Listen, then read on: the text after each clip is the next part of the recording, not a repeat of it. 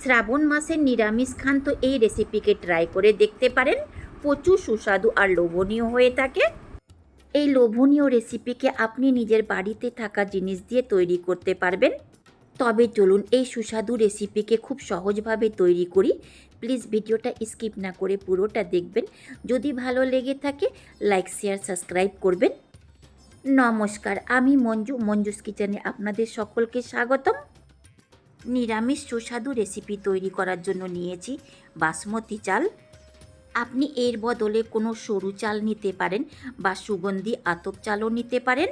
চালের পরিমাণটা 400 গ্রাম থেকে একটু বেশি আছে, আপনি এর থেকে বেশিও নিতে পারেন।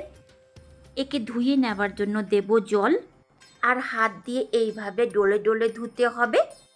এইভাবে ধুতে গেলে চালের মধ্যে যে স্টার্চ লাগা থাকে সেটা জলের মধ্যে মিশে যাবে।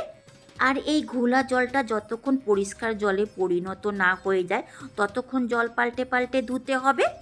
বেশ 8 থেকে 9 বার জল পাল্টে পাল্টে ধুয়ে নিয়েছি। জলটা পুরোপুরি পরিষ্কার হয়ে গেছে। আধ ঘন্টা মতো এইভাবেই রেখে দেব। চাল জলকে সোক করে নিয়ে একটু ফুলে যাবে। নিরামিষ এই চালের রেসিপি তৈরি করার জন্য নিয়েছি 2 টেবিল স্পুন কিশমিশ, 2 টেবিল স্পুন কাজু আর কিশমিশের পরিমাণটা আপনি এর থেকেও বেশি দিতে পারেন। 3টা তেজপাতা, হাফ টিস্পুন জিরা। গোটা গরম মশলার মধ্যে নিয়েছি লবঙ্গ, গোলমরিচ, দারচিনি, বড় এলাচ আর ছোট এলাচ। চালের পরিমাণটা বেশি নিলে গোটা গরম মশলার পরিমাণটা বাড়িয়ে দিবেন। নিয়েছি গ্রেট করা হাফ ইঞ্চি আদা আর 5টা চেরা কাঁচা লঙ্কা। 30 মিনিটের পর চাল জলকে সোক করে ডবল হয়ে গেছে। তলাতে যে জলটা আছে এটাকে নিংড়ে ফেলে দিতে হবে। আগেকার প্রসেস করার জন্য এই জলটা যেন একটুকু চালের মধ্যে না থাকে। ছোট মিক্সিং বোল থেকে চালকে বের করে বড় মিক্সিং বোলে রাখবো। আর এইভাবে চালকে উঠিয়ে রাখতে গেলে তলাতে জল নিজেই আলাদা হয়ে যাবে। আর অল্প স্বল্প জল থাকতে গেলে কোনো কাপড় দিয়ে মুছে নিতে পারেন। আলাদা হয়ে যাওয়া জলটাকে ফেলে দিতে হবে। এই চালের মধ্যে দেব মেল্টেড 3 টেবিল স্পুন ঘি, 1 টিস্পুন বা স্বাদ মতো নুন আর 1/4 টিস্পুন হলুদ পাউডার। একে আপনি স্কিপও করতে পারেন। ভালো করে মাখিয়ে নিয়ে 10 মিনিট মতো আবার রেস্টে রাখবো। এখানে যতটা চাল আছে তার ডবল জল নিয়েছি। এই জলকে গরম হতে বসিয়ে দেব। এখানে 4 গ্লাস মতো জল আছে। আমি 1.5 গ্লাস চাল নিয়েছি, অর্থাৎ 3 গ্লাস আমাকে জল নিতে হবে। আমি একটু বেশি জল নিয়েছি যেহেতু রান্না হতে কম বেশি জল লাগতে পারে। ফুল ফ্লেমে কড়াইকে গরম করে তাতে দেব 1 টিস্পুন মতো ঘি। ঘিটা গরম হয়ে গেলে কড়াইয়ের গায়ে ভালো করে লাগিয়ে দিয়ে এর মধ্যে দিন কাজু। ঘিয়ের সাথে মিশিয়ে নিয়ে একে ভেজে নেব, কিন্তু খুব একটা লালচে করে ভাজবো না। নেড়ে চেড়ে 1 মিনিট মতো ভেজে নিয়েছি, কিন্তু লালচে করিনি। এরই মধ্যে দেব কিশমিশ। কাজুর সঙ্গে একে দিয়ে ভাজবেন না, এর কুকিং টাইমটা অনেক কম। ওভেনকে অফ করে গরম কড়াইয়ে ভাজবেন, তাও ভাজা হয়ে যাবে। আমি নেড়ে চেড়ে 25 থেকে 30 সেকেন্ড মতো ভেজে নিয়েছি। দেখুন কিশমিশগুলো ভাজা হয়ে গেছে। একে বের করে নেব। দেখুন বার করতে করতে কিশমিশটা আরও লালচে হয়ে গেল। এই গরম কড়াইয়ে দেব 5 টিস্পুন সাদা তেল, আপনি ঘিও দিতে পারেন। দেব তেজপাতা, জিরা আর গোটা গরম মশলা। তেলের সাথে মিশিয়ে নিয়ে 40 থেকে 50 সেকেন্ড পর্যন্ত একে ভেজে নিতে হবে। এর থেকে খুব ভালো একটা গন্ধ বেরিয়ে আসলে এর মধ্যে দিতে হবে ঘি, লবণ, হলুদ মেশানো চাল।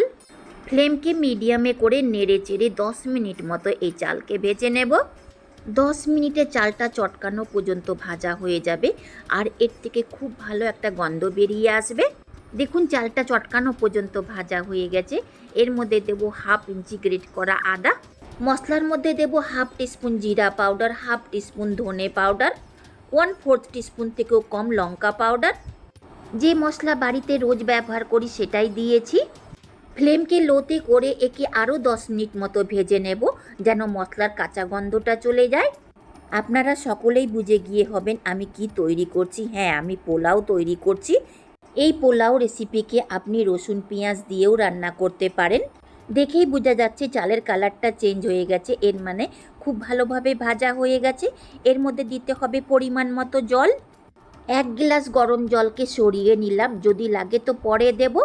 1.5 গ্লাস চালে 3 গ্লাস গরম জল দেব।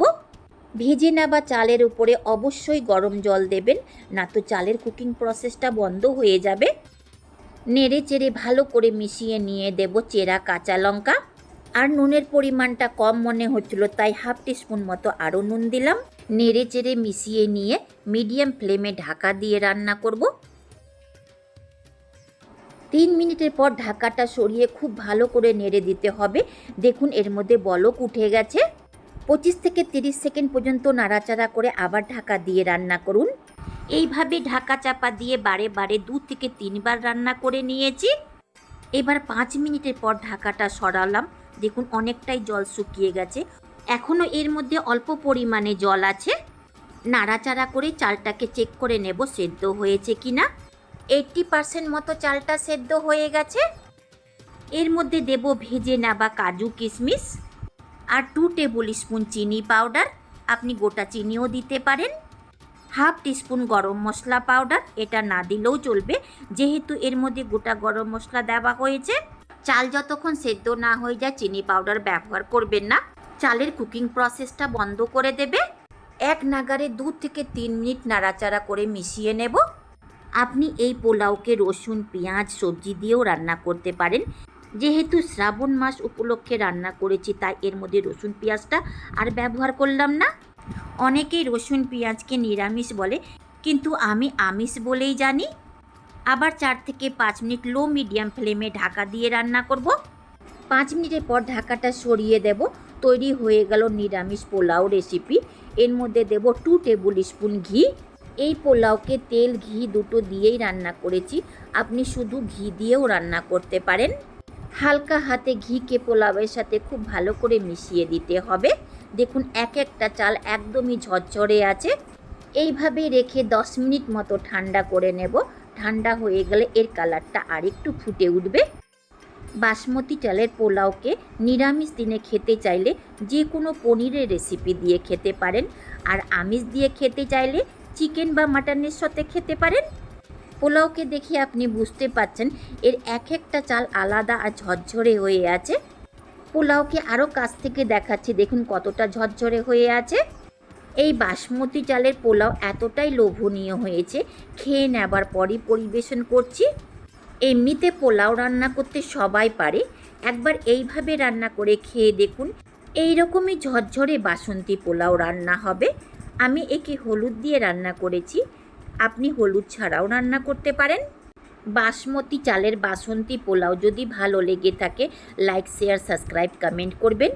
পাশে আসা বেল আইকনকেও প্রেস করবেন, আমি যখনই কোনো নতুন ভিডিও আপলোড করব তার নোটিফিকেশান আপনি পাবেন।